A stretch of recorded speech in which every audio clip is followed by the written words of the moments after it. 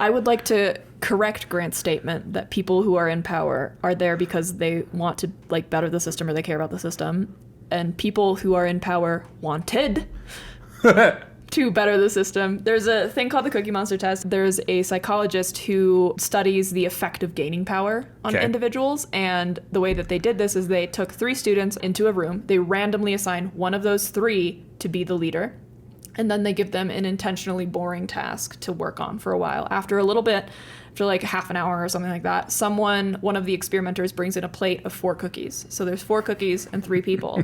And they found... What is this, a tapas bar? Exactly.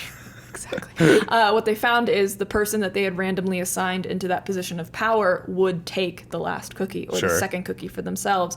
Not only that, though, they were more likely than the others or than anyone else to chew with their mouth open, to smack their lips while they ate, and to leave a mess of crumbs on the table or even like on their sweaters as they ate.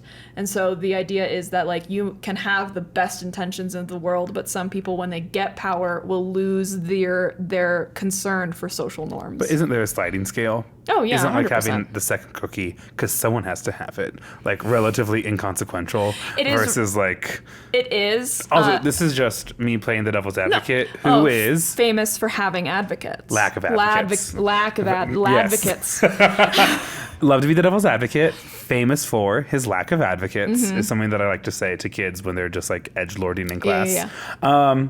I still stand by the idea that I think most people are seeking positions of power to make things better. I think that sometimes gaining that power has an effect on people. There was another thing that I thought was really interesting. Your empathy comes from a region of your prefrontal cortex, and if you have damage to that prefrontal cortex, a lot of times people will develop something called acquired sociopathy, which is where like brain damage leads to sociopathic tendencies, specifically like increased impulsivity or increased like not negligence, but like ignorance around social norms. So they're more likely to like swear, gamble, like speak inappropriately to people, do stuff that is not socially acceptable.